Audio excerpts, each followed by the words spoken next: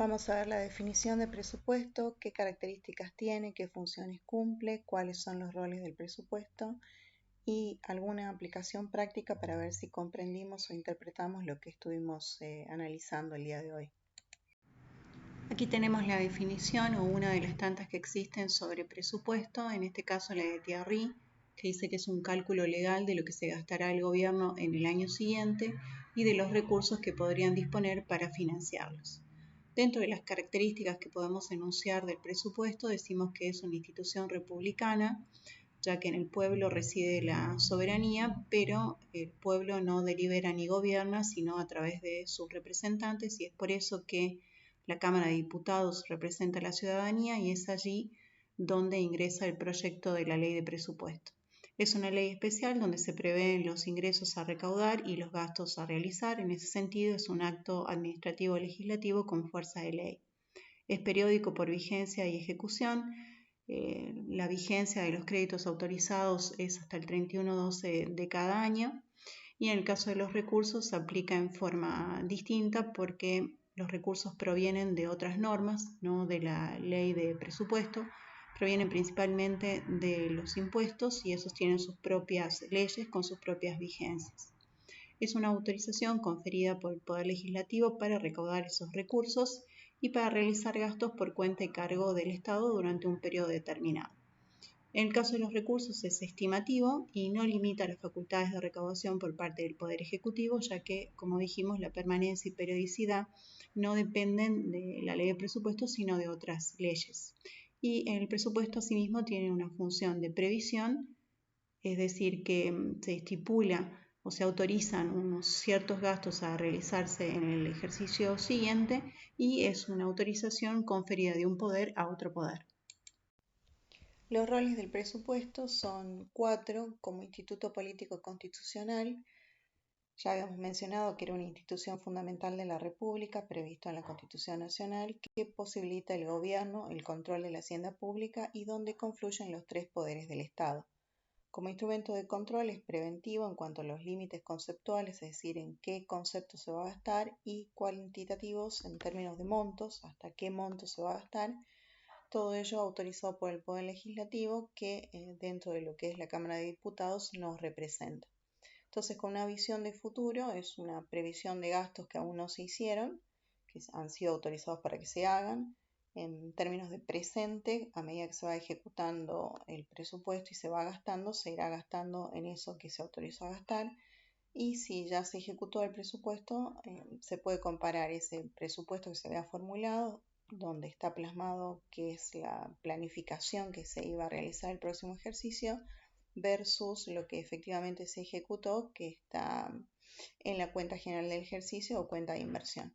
Como instituto de planificación va a tener la materialización de las políticas públicas del gobierno de turno que haya sido votado. Por ejemplo, si es un gobierno que esté en favor de los subsidios, bueno, tendrán seguramente la partida de subsidios dentro del presupuesto, y si es un gobierno que no está a favor de los subsidios, pues seguramente no la tendrán o será de un monto inferior. Y como instrumento de política económica interviene en la demanda de bienes y servicios, siendo el Estado un productor de bienes y servicios y que está abocado a la prestación de servicios públicos, va a requerir de una serie de insumos, de adquirir esos insumos para prestar estos servicios públicos. Por lo tanto, va a intervenir entonces en la compra o adquisición de bienes y servicios de lo que es el mercado o el sector privado. Interviene en la redistribución de la riqueza fundamentalmente a través de los impuestos. En una situación ideal, aquellos que más ingresos tienen aportarían más al Estado y aquellos que poseen menos recursos o ingresos pagarían menos impuestos, aportando de esta manera menos al sostenimiento del Estado.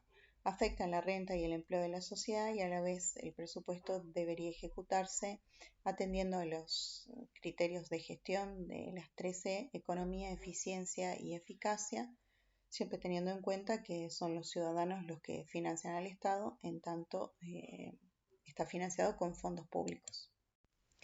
Veamos una aplicación práctica de cuáles podrían ser ejemplos que están de este lado de la pantalla de los roles del presupuesto. Entonces, como instituto político constitucional, cuál de estas podrían ser un buen ejemplo que represente el rol del Estado como instituto político y constitucional. Dice en la primera, el presupuesto figuran previstas partidas para el programa de manejo del fuego. No sería el caso. Un auditor comparó el presupuesto aprobado con el presupuesto ejecutado y determinó diferencias. Tampoco.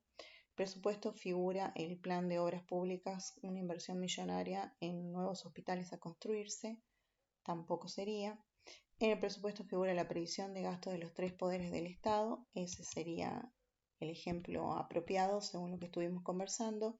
Finalmente, la 5 dice en el artículo 75 de la Constitución Nacional figura como atribución del Congreso la de fijar anualmente el presupuesto general de gastos y el cálculo de recursos de la Administración Nacional, que también hace a lo que es el presupuesto como instituto republicano de gobierno. La segunda dice, como instituto de planificación, ¿cuál de estas tres que están quedando sería? Dice, el presupuesto figuran previstas partidas para el programa de manejo del fuego, incluyendo la compra de camionetas hidrantes para Salta y Jujuy. Ese sería el caso. Luego dice, como instrumento de política económica, ¿cuál de los dos ejemplos que quedan sería? Dice, un auditor comparó el presupuesto aprobado con el presupuesto ejecutado y determinó diferencias. No sería el caso. Y la 3 dice, el presupuesto figura el plan de obras públicas como una inversión millonaria en nuevos hospitales a construirse. Ese sería como instrumento de política económica porque estaría movilizando todo lo que es la obra pública, ¿no? Y finalmente, como instrumento de control, era comparar lo que se dijo que se iba a hacer con lo que se hizo, así que sería el caso número 2. Vamos con otro ejemplo, cómo impactaría esta noticia. El impuesto país dejó de aplicarse desde el 23 de diciembre del 2024. Como instituto político constitucional, ¿qué efectos tendría? Como instituto de planificación, ¿qué efectos tendría? Como instrumento de política económica y como instrumento de control. Esa es la idea de esta aplicación. Entonces, vamos con la primera. Como instituto político constitucional, es parte de la política económica del gobierno actual, del gobierno de turno, proceder a la baja de impuestos, ¿no? Y se ve reflejado en el presupuesto y en esta noticia. Tal política entonces está plasmada o tiene su impacto o su correlato en el presupuesto. Como instituto de planificación, esta medida va a implicar una menor recaudación porque una fuente de ingresos deja de existir y habrá que planificar esa baja de recursos. Tendremos que tener o menos gastos u otro ingreso o aceptar un déficit o endeudarnos. Como instrumento de política económica va a reducir los costos de bienes y servicios internacionales porque va a bajar el precio, van a tener un 30% menos de recargo y seguramente ingresarán más de estos bienes y servicios. Eso va a implicar nuevos desafíos para la industria local porque va a haber productos que vienen de afuera o servicios que vienen de afuera a menor precio. Va a también impactar sobre las reservas del Banco Central que tiene que afrontar estos pagos en moneda extranjera y a las cuentas fiscales. Y como instrumento de control podríamos preguntarnos cómo impacta esta medida. El presupuesto tiene naturaleza política porque es un programa de acción y de gobierno y es una pieza jurídico-constitucional. Aquí en este cuadro podemos ver el presupuesto en sus dos aspectos, ¿no? Como un instrumento financiero y como un instrumento en donde se ven reflejados aquellos servicios públicos que presta el Estado. Entonces, por un lado, tenemos la sociedad civil, que tiene esas necesidades públicas de las cuales habíamos hablado, que son aquellas que no puede satisfacer por sí misma, y el Estado, que se había comprometido a satisfacer esas necesidades públicas a través de la prestación de servicios públicos. Toda esta parte de arriba, entonces, del cuadro está expresada en unidades físicas o a nivel cualitativo. Y la parte de abajo del cuadro significa que para poder satisfacer esas necesidades públicas se van a requerir recursos públicos, que es el financiamiento que hacen los ciudadanos de su estado principalmente a través de los impuestos, y esos servicios públicos iban a tener su correlato en los gastos públicos. ¿Por qué? Porque tienen un costo, ¿no? Los servicios públicos. Y esos costos o esos gastos iban a estar reflejados en el presupuesto. Toda esta parte de abajo del cuadro está vista o expresada en términos de unidades monetarias, es decir, cuantitativamente o en pesos. Y todos estos cuatro conceptos tienen que estar en equilibrio. Veamos ahora las normas de la Constitución que refieren al presupuesto. Por un lado, la nación, de este lado de la pantalla, y por el otro lado, de la provincia. Entonces, en la nación, en el artículo 75, en las atribuciones del Poder Legislativo, se establece la de fijar anualmente la ley de presupuesto que se remite antes del 15 de septiembre de cada año. En el artículo 100, referido a las atribuciones del Poder Ejecutivo, en particular del jefe de Gabinete de Ministros, es el que tiene la obligación de enviar al Congreso el proyecto de la ley de presupuesto nacional. En el sector de la parte provincial tenemos el artículo 68 que refiere al presupuesto, habla de presupuestos plurianuales, es decir, que van más allá de un año, que el presupuesto no modifica otras normas, que incluye el plan de obras públicas y se establece una serie de prioridades en términos de gastos, priorizando la salud, los servicios sociales, la educación, etc. En el artículo 69, referido a empréstitos, se requiere una mayoría agravada para autorizar préstamos de las 2/3 partes de los votos presentes con origen en Cámara de Diputados. El artículo 70 refiere a la disciplina fiscal y al equilibrio presupuestario del sector público provincial y municipal, determinando que es un beneficio para todos los habitantes de la provincia. El artículo 127, que hace alusión a las atribuciones del Poder Legislativo, también dice que le corresponde a la legislatura sancionar la ley de presupuesto que debe ser remitida antes del 31 de agosto de cada año. Y el artículo 144 sobre las atribuciones del Poder Ejecutivo menciona que presenta la legislatura antes del 31/8 de cada año el proyecto de ley de presupuesto, es decir, que el Ejecutivo tiene iniciativa legislativa. Como estuvimos viendo, es el Poder Legislativo el que autoriza o sanciona la ley de presupuesto. Pero existen delegaciones legislativas presupuestarias. ¿Qué quiere decir esto? Que el Poder Legislativo delega atribuciones que le son propias referidas a fijar el presupuesto y las modificaciones que eventualmente ocurran durante su ejecución. Originalmente existían 4 reglas respecto de esto de autorizar por parte del Poder Legislativo al Ejecutivo a que realice modificaciones o que fije parte del presupuesto. La primera regla era sobre el total del monto del presupuesto aprobado, la segunda regla refería al total de endeudamiento previsto, la tercera sobre el total de gastos de capital y aplicaciones financieras y la cuarta sobre distribución del gasto en lo que hace a la finalidad. Entonces la regla 1 y 2 son las únicas que se conservan y las reglas 3 y 4 han desaparecido. ¿Qué ha ocurrido? En el 2006 se modificó el artículo 37 de la Ley de Administración Financiera, por lo cual se faculta al jefe de gabinete de ministros a disponer de reestructuraciones presupuestarias, dejando sin efectos estas reglas, ¿no? 3 y 4, es decir, que puede hacer modificaciones en cuanto a los gastos de capital y aplicaciones financieras y puede hacer modificaciones respecto a la distribución en cuanto a la finalidad del gasto. Y en el 2016 se volvió a introducir una nueva modificación donde se ponen límites. Veamos otro ejemplo de características de la ley de presupuesto. Entonces, en este lado de la pantalla tenemos las características y en este los posibles ejemplos. Para el primero, acto administrativo legislativo con fuerza de ley podría ser esta, que es la sanción de la ley 27701 de presupuesto, en donde el Congreso Nacional sanciona con fuerza de ley una serie de articulados. Como autorización del Poder Legislativo para efectuar gastos por cuenta y cargo del Estado, podría ser esta que está aquí abajo, la 4, porque el presidente supervisa al jefe de gabinete de ministros respecto de la recaudación de los recursos y de su inversión, siempre con arreglo a la ley de presupuesto que ha sido autorizada por el Poder Legislativo. Limitativo en conceptos y montos a gastar. El artículo 1 de la ley de presupuesto dice que se fija en la suma de tantos pesos el total de gastos corrientes y de capital del presupuesto general de la Administración Nacional para el ejercicio 2023 con destino a las finalidades que se indican a continuación. Entonces, por un lado tienen los conceptos para gastar y los montos, ¿no? Acá en esta parte de fíjese en la suma de tantos pesos, característica de la ley de presupuesto. Dice que es periódico por vigencia y ejecución. Bueno, en la Constitución Nacional dice que se fija anualmente el presupuesto general de gastos y cálculo de recursos. Ahí le está dando una periodicidad y vigencia. Estimación de los recursos del ejercicio. Bueno, en la misma Constitución Nacional dice que el presupuesto prevé una parte de gastos y una parte de estimación de recursos. Analizamos ahora esta noticia con algunas de las características del presupuesto. Dice: el gobierno volvió a prorrogar el presupuesto 2023 para el 2025 tras la caída de las negociaciones en el Congreso. ¿Cómo impacta este hecho que ha sido reflejado en esta noticia, en estas características que tengo acá?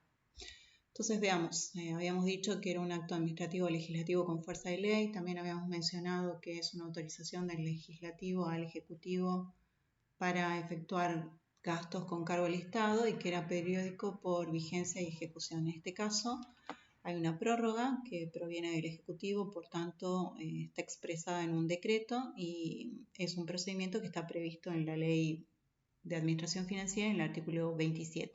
El decreto que prorroga el presupuesto 2023 es el 1131 del 24, en donde dice que a partir del 1 de enero del 2025 regirán para la Administración Nacional los alcances del presupuesto 2023, que era una ley, y las modificaciones realizadas a lo largo de los últimos 2 años. En el artículo 27 dice que si al inicio del ejercicio financiero no se encontrara aprobado el presupuesto general, rige el que hubiera estado vigente el año anterior con ciertos ajustes.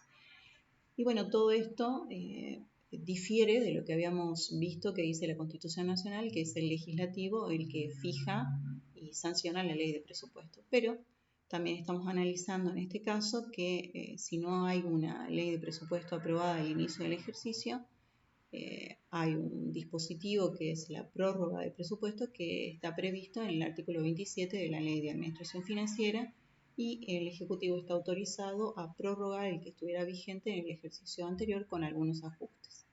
Tenemos estas otras dos características: limitativo en conceptos y montos a gastar y es una estimación de recursos del ejercicio. ¿Cómo afectaría este hecho en estas dos características? Bueno, el artículo 1 se fija la suma de gastos que formaba parte del presupuesto de la Administración Nacional para el ejercicio 2023, y en el artículo 2 se estimaba una serie de recursos con los cuales se pensaban financiar dichos gastos también para el ejercicio 2023. Bueno, ¿cómo afecta acá? Bueno, claramente estas estimaciones de ingresos del 2023 y los correspondientes previsiones de gastos van a quedar totalmente desactualizados estos números por el efecto de la inflación. En esta diapositiva tienen las normas que rigen la institución de presupuesto, de un lado de la pantalla las nacionales, del otro lado el caso de la provincia de Salta, clasificadas en principales, accesorias a un principal y complementarias. Para el caso de la nación, la principal, la Constitución Nacional, ya habíamos dicho que el presupuesto es un instituto constitucional, es decir, está previsto en la Constitución, la Ley de Administración Financiera y de Control del Sector Público Nacional, la 2456, el decreto reglamentario de dicha ley y la propia ley de presupuesto que se ha emitida cada año. ¿Cuáles son normas accesorias a estas principales que hemos mencionado? La ley complementaria de presupuesto, el decreto de distribución de partidas de la ley de presupuesto y la resolución de la Secretaría de Hacienda, en donde se fijan las cuotas de vengado y de compromiso cuando estamos en la parte de programación de la ejecución presupuestaria. Y como complementarias, la ley de inversión pública, las normas sobre contratación de personal del Estado que regula al personal del Estado, normas de contrataciones y bienes del Estado, la ley de ministerios, las leyes tributarias y el régimen federal de responsabilidad fiscal. Para el caso de la provincia, como principal es la Constitución provincial, la ley de contabilidad, recordamos que no tenemos ley de administración financiera, la ley de presupuesto del año del cual se trate, el decreto de distribución analítica de las partidas de dichos presupuestos, y como complementarias también normas sobre el personal del Estado, normas de contrataciones y de servicios y bienes del Estado, ley de ministerios, leyes tributarias provinciales y régimen federal de responsabilidad fiscal. Para elaborar el presupuesto y aprobarlo, ejecutarlo y controlarlo, voy a necesitar establecer una serie de criterios, y esos son justamente los criterios o principios presupuestarios, cuya definición es que es un conjunto de reglas de naturaleza política, como lo es el presupuesto, contable y económica, que disciplinan o regulan la institución presupuestaria en todas sus etapas. Vamos a ver cuáles son los principales. Periodicidad, anualidad o temporalidad significa que está el presupuesto acotado al ejercicio financiero que corre del 1 de enero al 31/12 de cada año y tiene la excepción de obras públicas o trabajos o servicios que abarquen más de un periodo presupuestario. La 2 o el principio presupuestario número 2 o criterio número 2 es el de generalidad o unidad y universalidad. Unidad significa que todo el presupuesto está en un cuerpo único o compendio único, y universalidad que todos los recursos y todos los gastos figuran en el presupuesto sin compensación entre sí y sin afectación específica, es decir, que figuran por montos brutos, tanto gastos como recursos, y que no se afectan determinados recursos para gastos específicos. El principio número 3, el de equilibrio. El presupuesto debe presentarse, aprobarse y ejecutarse en forma equilibrada. En este caso, el criterio de competencia que deriva del derecho administrativo y es la norma autorizante del Poder Legislativo al Ejecutivo para realizar gastos con cargo al Estado, y está basado en la división de poderes que está estipulada en la Constitución. El criterio número 5 de uniformidad refiere a las técnicas que se usen en forma regular a lo largo de los años, de tal manera que permita la comparación y a través de la comparación que se efectúe un análisis. Un ejemplo de esto podría ser el uso de los clasificadores que explican qué cuentas se usan para qué transacciones. La número 6 de exclusividad refiere a no incluir normas sin vínculo estricto con el presupuesto, aprovechando que el presupuesto tiene un tratamiento en general más rápido en el Congreso o en la legislatura, tentarse a incluir normas que no correspondan exclusivamente a prever gastos y estimar recursos. Entonces, para el caso de la Nación, en el artículo 20, la Ley de Administración Financiera expone que no debe contener disposiciones de carácter permanente, reformar leyes vigentes, ni crear ni modificar o suprimir títulos. La número 7 refiere a la claridad y transparencia, es decir, que el presupuesto sea entendido por un ciudadano de tal manera que la comunidad esté informada de qué se hace con los fondos públicos, y por supuesto no puedo tener un presupuesto claro y transparente si no es veraz y exacto. Y la característica de principio o criterio número 8 de publicidad está vinculado a la forma de gobierno de la República y refiere a la publicidad en el boletín oficial de la ley de presupuesto, también su difusión a través de medios de comunicación e incluso la difusión se da cuando se televisa la discusión en las comisiones de presupuesto y hacienda antes de que sea tratado en el recinto. La regla macrofiscal refiere a metas y restricciones que intentan limitar la política fiscal discrecional del gobierno. Ya vamos a ver un ejemplo concreto más adelante. El criterio de flexibilidad que permite al Poder Ejecutivo tomar medidas alternativas en la satisfacción de las necesidades públicas, porque el presupuesto cuando se formula en el ejercicio anterior de acuerdo a planes de cómo creen que resultará la economía y otras variables en el ejercicio siguiente, con lo cual nadie está seguro si tales previsiones se van a cumplir sí o no, y darle un margen al Ejecutivo para administrar. La número 11, especificación, es decir, un grado suficiente de detalle para que se sepa cuáles son las políticas del gobierno. La número 12, programación, es decir, prever con qué recursos se van a financiar los gastos que han sido autorizados. La número 13, precedencia, es decir, tener un presupuesto sancionado antes del inicio del ejercicio presupuestario correspondiente, el 1 de enero del año del que se trata. Y como excepción, la prórroga del presupuesto, que vimos un ejemplo en las filminas anteriores. Tenemos aquí distintos ejemplos para los criterios presupuestarios de competencia, precedencia, regla macrofiscal, especificación, programación y generalidad. ¿Cuál de los ejemplos que están citados acá del 1 al 6 podría corresponderse con qué principio o criterio presupuestario? El primero dice: con fecha de publicación 1 del 12 del 2022 se sanciona la ley de presupuesto 2023. El ejemplo número 2, el municipio gastó más de 10 millones de pesos en publicidad. El número 3 dice que la meta de déficit fiscal está fijada en 1.9% del Producto Bruto Interno. El 4, que tras largas discusiones en ambas cámaras, el Congreso Nacional sanciona la ley de presupuesto. El número 5, que la ley de presupuesto de la provincia de Salta aprueba en su artículo 7 los presupuestos de las empresas públicas provinciales. Y el número 6, que se prevé la radarización en todo el norte del país como parte del plan de lucha contra el narcotráfico y que este proyecto será financiado con el 2% de las retenciones de la soja. Entonces, ¿cuál de todos estos podría constituir un ejemplo del principio de competencia? Sería el número 4 de las discusiones que se dan en el Congreso hasta sancionar la ley de presupuesto. El de precedencia sería sancionar o contar con una ley de presupuesto antes de que inicie el ejercicio presupuestario. Sería el ejemplo número 1. Regla macrofiscal refiere a variables macro que se tienen en cuenta al armar o formular el presupuesto. En este caso, la meta de déficit fiscal fue fijada en 1.9 del Producto Bruto Interno. Especificación es concretamente a qué se destinan los fondos públicos. Sería el caso del ejemplo número 2, el municipio gastó más de 10 millones de pesos en publicidad, que no es lo mismo decir que el municipio gastó 10 millones de pesos en gastos varios. Programación sería aprobar un gasto y ver cómo voy a financiar ese gasto, sería el ejemplo número 6, de la radarización en el norte del país, que sería financiado con el 2% de las retenciones a la soja, y el principio de generalidad sería que figurasen todos los ingresos y los gastos en la ley de presupuesto, que se cumpliría en el caso de la provincia, porque dentro de la ley de presupuesto se aprueban también los presupuestos de las empresas públicas provinciales, a diferencia del procedimiento seguido a nivel nacional, en el cual no es así. Veamos este video en donde dos periodistas discuten una noticia relativa a la formulación del presupuesto y si lo podemos vincular con los principios o criterios presupuestarios que estuvimos viendo.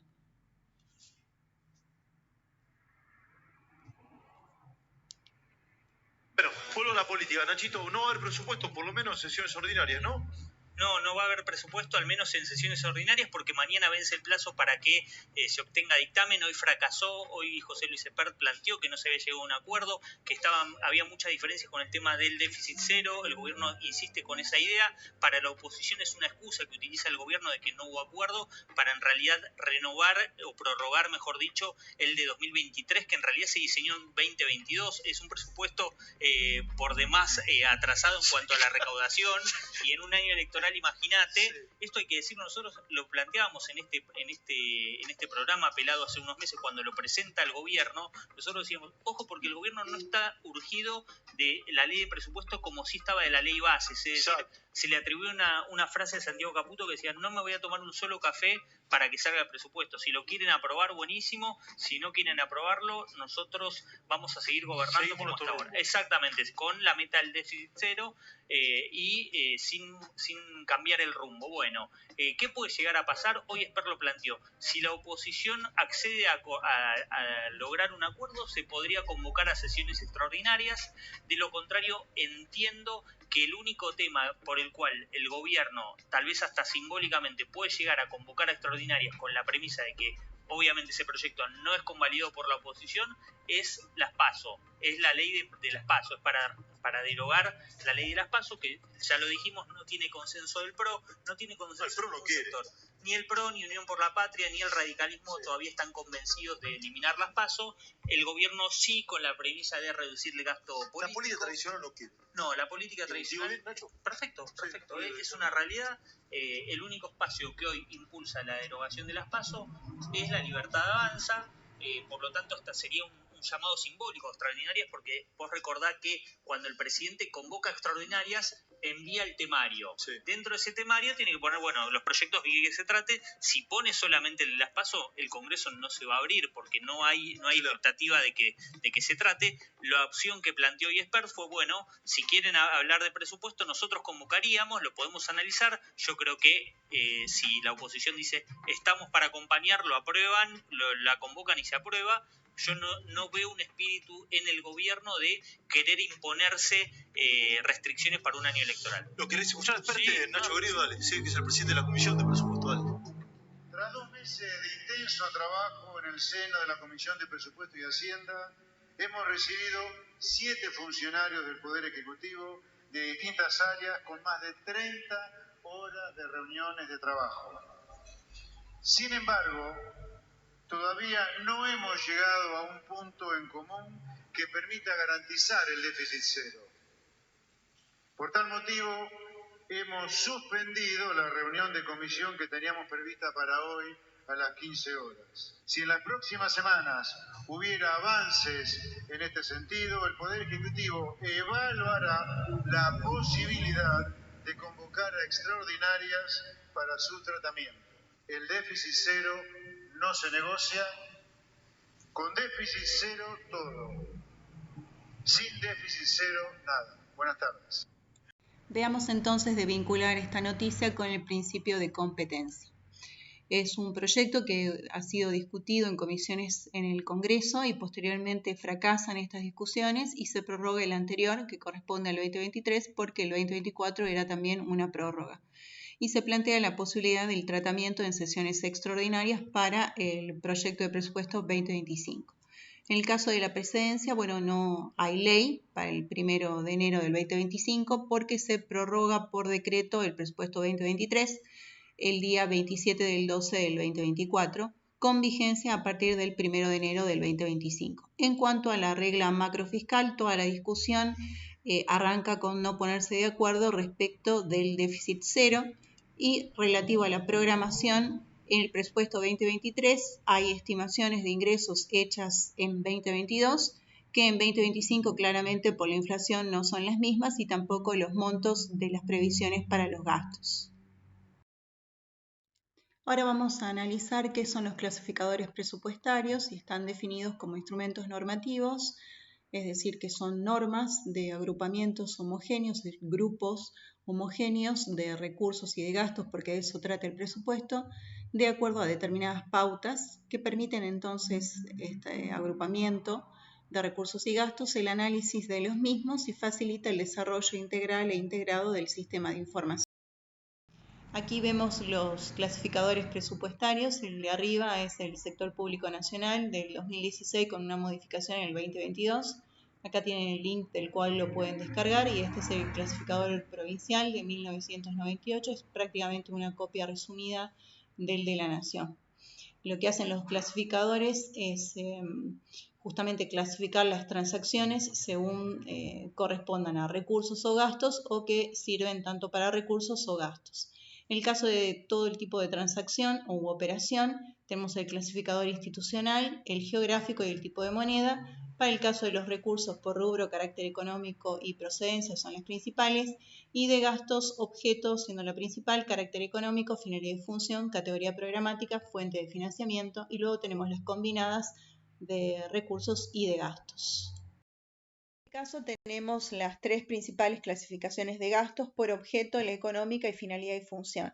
En el caso de la clasificación por objeto del gasto, clasifica los gastos de acuerdo al tipo de bien o servicio del que se adquiere o se trate y es un criterio más contable que representativo de las políticas públicas. El criterio más representativo de las políticas públicas es el de finalidad y función, es decir, a qué se aplican esos fondos, a prestar un servicio de administración gubernamental o de defensa y seguridad o servicios sociales como puede ser educación y salud o servicios económicos o el pago de la deuda pública.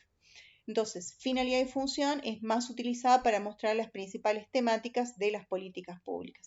Y en el caso de la clasificación por la naturaleza económica es muy similar a la clasificación por objeto, si ven las cuentas son prácticamente las mismas, solo que en la clasificación por objeto está dividido en tres partes: gastos corrientes que hacen a gastos de operación ordinaria del gobierno, gastos de capital que tienen que ver con compras o adquisiciones de bienes de uso, es decir, que no se extinguen con el primer uso, sino que se amortizan y duran más de un ejercicio, y aplicaciones financieras que tienen que ver principalmente con la amortización de la deuda. Vemos aquí algunos ejemplos de la clasificación por objeto del gasto. Gastos en personal refiere a remuneraciones y contribuciones patronales e incluye además asignaciones familiares o servicios extraordinarios pagados al personal. Por ejemplo, el sueldo de la planta de empleados del Ministerio de Educación. Bienes de consumo trata de los gastos que se hacen en materiales y suministros consumibles para el funcionamiento operativo del Estado, por ejemplo, útiles, resma de papel de la Secretaría General de la Gobernación.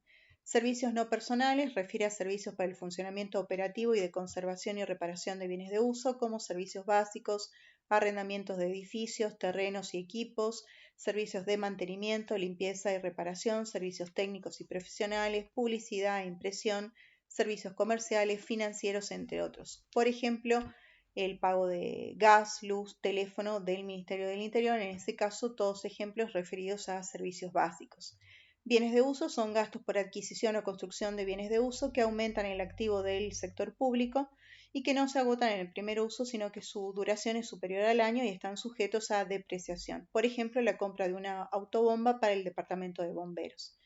La partida de transferencias refiere a una operación de salida de fondos que no suponen la contraprestación de bienes o servicios y cuyos importes no son reintegrables. Por ejemplo, el caso de subsidios, becas o aportes no reintegrables. Incremento de activos financieros refiere a gastos de adquisición de inversiones financieras, por ejemplo, compra de acciones, títulos y bonos comprados por la Tesorería General. Servicios de la deuda y disminución de otros pasivos refiere a gastos para pagar deudas, por ejemplo, la amortización de la deuda o el pago a proveedores en cuenta corriente. Otros gastos serán incluidos aquí, cualquier otro gasto que no estén incluidos o previstos en partidas anteriormente mencionadas. Y gastos figurativos son aportes de la Administración Central, de organismos descentralizados y de las instituciones de seguridad social a otras jurisdicciones y entidades destinados al financiamiento de gastos que también figuran en el presupuesto. Por ejemplo, las pensiones no contributivas del Ministerio de Desarrollo Social que se financian con fondos del ANSES. En el presupuesto habrá un gasto figurativo del ANSES en favor del Ministerio de Desarrollo Social por ese concepto y es una cuenta que se utiliza para no duplicar los gastos y se los identifica de esta manera. Veamos algunos ejemplos de incremento de activos financieros, servicios comerciales y financieros, bienes de uso, servicios de la deuda y disminución de otros pasivos, inversión financiera y gastos en personal. Tenemos acá 6 ejemplos y vemos de operaciones y vemos dónde los podemos clasificar. Dice, del extracto bancario de la cuenta única del Tesoro que administra la Tesorería, surgen gastos que descuenta el Banco Macro por comisiones bancarias. El ejemplo número 2 es pago de deuda a proveedores. El número 3 es que el Servicio Penitenciario de la provincia ha iniciado la construcción de una nueva unidad carcelaria en Moldes. El ejemplo número 4, que la Tesorería General de la provincia decide comprar acciones de una empresa de energía con fondos ociosos disponibles. El ejemplo número 5, que las cargas sociales ascienden a pesos 1.000 para el periodo febrero del año X. Y el sexto, se recaudan 1.000 pesos del impuesto a las actividades económicas. Entonces vamos con el primero. Incremento de activos financieros se corresponde con el ejemplo de la Tesorería General de la provincia decide comprar acciones de una empresa de energía con fondos ociosos disponibles, es decir, por razones de colocación de excedentes financieros. Servicios comerciales y financieros, el ejemplo que podemos dar es este descuento que se ve en el extracto bancario por comisiones bancarias por el servicio que presta el Banco Macro. Bienes de uso, el Servicio Penitenciario de la provincia inició la construcción de una nueva unidad carcelaria, ese gasto sería incluido en la partida de bienes de uso. Servicios de la deuda y disminución de otros pasivos podría ser una operación de pago de deuda a proveedores. Inversión financiera, la compra de acciones por parte de la Tesorería General de la provincia es una inversión financiera.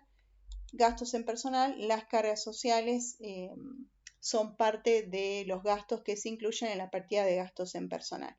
Y luego dice, se recaudan 1.000 pesos en impuesto de actividades económicas y por supuesto no corresponde a ninguna de las partidas que están citadas porque es una operación de ingresos y estas son partidas de gastos. Vemos acá la clasificación por finalidad y función que tiene estos rubros principales: administración gubernamental, donde está principalmente la parte judicial, la parte legislativa y la parte de administración o conducción de dirección superior ejecutiva, que refiere al poder ejecutivo.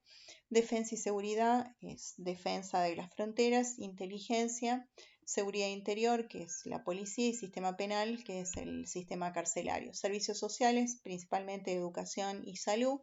Servicios económicos como agricultura, comercio, comunicaciones, energía, industria, transporte, seguros y finanzas. Y deuda pública, el pago de servicios de la deuda, que incluye solo comisiones e intereses y deja de lado lo que es amortización del capital.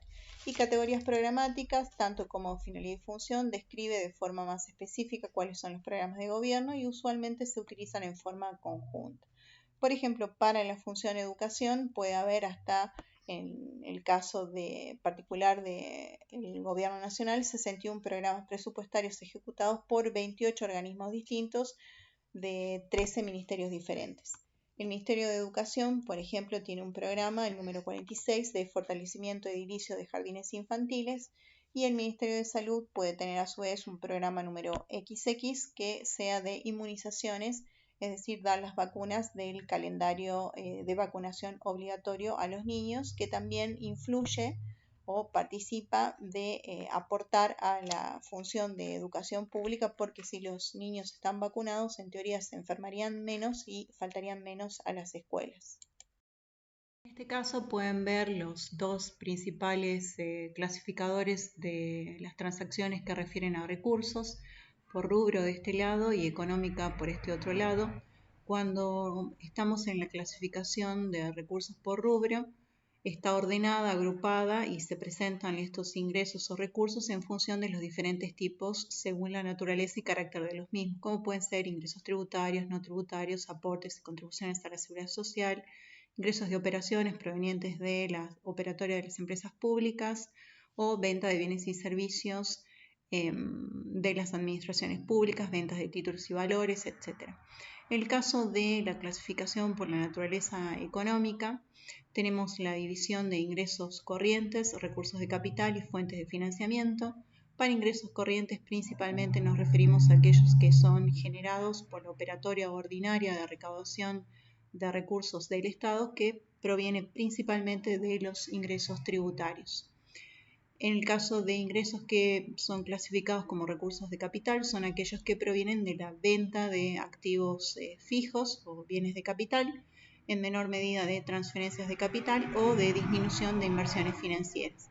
Y el último, acápite, en el caso de recursos por su naturaleza económica, fuentes financieras, refiere principalmente a aquellos ingresos obtenidos a través de préstamos o endeudamiento.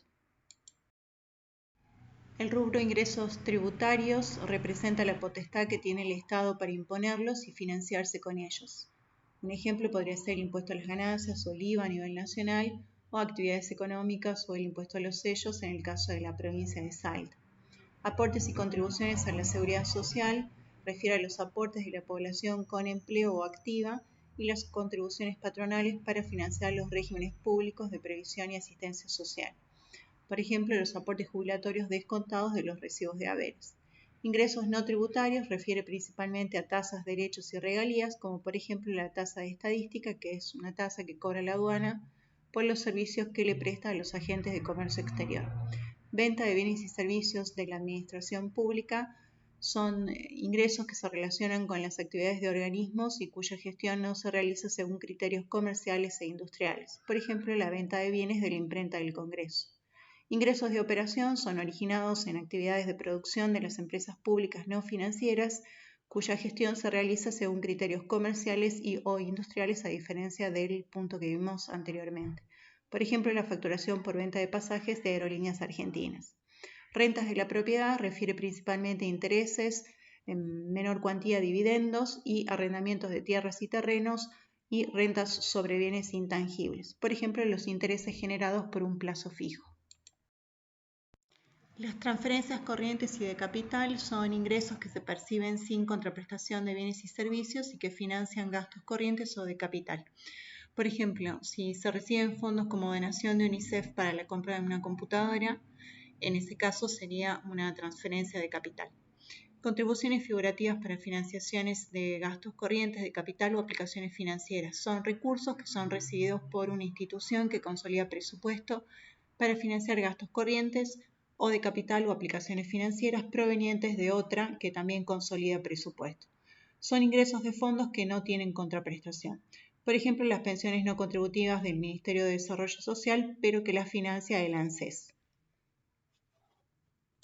Recursos propios de capital son ventas de activos de capital fijo y de activos intangibles o disminución de existencias, como puede ser la venta en subasta de maquinaria fuera de uso. La recuperación de préstamos y ventas de acciones son fines de determinadas políticas gubernamentales y no con el objeto de lograr rentabilidad por el uso de excedentes. Por ejemplo, el cobro de préstamos otorgados para microemprendimientos. La disminución de la inversión financiera puede tratarse de venta de títulos y valores o de acciones o participaciones de capital y las recuperaciones de préstamos con objeto de obtener liquidez. El caso de la cuenta de endeudamiento público e incremento de otros pasivos consiste en la colocación de instrumentos de deuda y obtención de préstamos a corto y largo plazo. Por ejemplo, otorgar crédito a proveedores o anticipos del Banco Central de la República Argentina otorgados al Tesoro Nacional. Veamos algunos ejemplos de rubros para transacciones de recursos.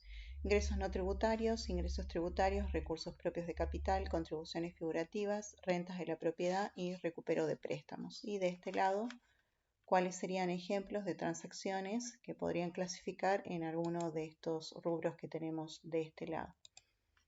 Bien, la primera dice, recientemente se sancionó la modificación del impuesto a las ganancias, lo que impactará en la retención de cuartas categorías de los trabajadores en relación de dependencia. Esa claramente no es una transacción de ingresos no tributarios, sino que corresponde a tributarios. La Tesorería General de la provincia transfirió 1.000 pesos a Vialidad, tampoco es un ingreso no tributario, no es una tasa, no es una multa. 3. Se subasta el edificio de calle Alvear al 2000, que fuera alguna vez sede del Museo de Interpretación Histórica de Propiedad de la Nación. Esta es una venta de un bien de capital, así que tampoco es un ingreso no tributario. La 4. Tras largas discusiones se logra imponer el incremento a la tasa de alumbrado, barrido y limpieza. Ahí tenemos una tasa, así que es ingreso no tributario. Para ingreso tributario ya lo habíamos leído, era la primera, del impuesto a las ganancias. Recursos de propios de capital, que es el tercer rubro que hay que encontrarle el ejemplo, ya lo leímos también, sería la subasta de este bien de capital o edificio. Contribuciones figurativas eran esas transferencias de fondos desde o hacia la administración central a un organismo que consolida presupuesto con ella, en este caso el organismo centralizado que consolida por formar parte de la administración central de la provincia su presupuesto con Vialidad de la provincia y el IPB, le transfiere fondos a Vialidad, por lo tanto para la Tesorería General será un gasto figurativo y para Vialidad será una contribución figurativa.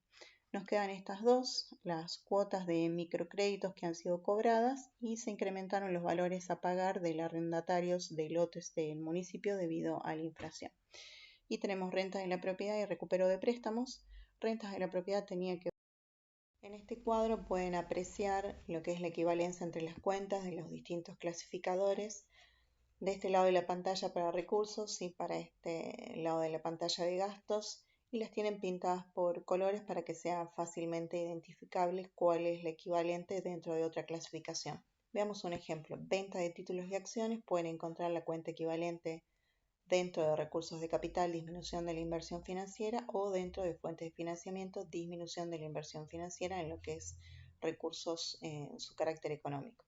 Para esta que tenemos en celeste, endeudamiento público, obtención de préstamos, incremento de otros pasivos, vamos a encontrar las equivalentes dentro de fuentes de financiamiento, endeudamiento público e incremento de otros pasivos. Veamos un ejemplo para el lado de los gastos, estos que están en amarillo, gastos en personal, bienes de consumo y servicios no personales. El equivalente en la clasificación económica de los gastos estará dentro de gastos corrientes, gasto de consumo, principalmente remuneraciones, bienes y servicios. Este que está en celeste, bienes de uso, vamos a encontrar el equivalente dentro de gastos de capital, inversión real directa. La que tenemos acá en naranja o marrón, activos financieros, dentro de lo que es gasto de capital, inversión financiera, o dentro de lo que es aplicaciones financieras, inversión financiera. Y servicios de la deuda y disminución de otros pasivos, vamos a encontrar una parte en gastos corrientes, gastos de consumo, servicios para lo que son las comisiones bancarias, otra parte en rentas de la propiedad para lo que son los intereses de la deuda y otra parte en aplicaciones financieras para lo que es amortización de la deuda y disminución de otros pasivos. Como pueden ver, hay cuentas que se llaman de igual manera: disminución de la inversión financiera, En este caso, en recursos, la tengo en recursos de capital y en fuentes de financiamiento. Y en gastos, inversión financiera, la tengo en gastos de capital y en aplicaciones financieras. Así que, ¿cómo saber cuándo uso la que está arriba de la línea o debajo de la línea? Bueno, siempre voy a usar las que están sobre la línea, es decir, recursos de capital o gastos de capital según sea la transacción que estoy clasificando, cuando esa transacción obedezca a razones de política de gobierno, y voy a usar las que están por debajo, es decir, en fuentes financieras y en aplicaciones financieras, cuando la transacción obedezca a decisiones tomadas en razón de la administración de la liquidez.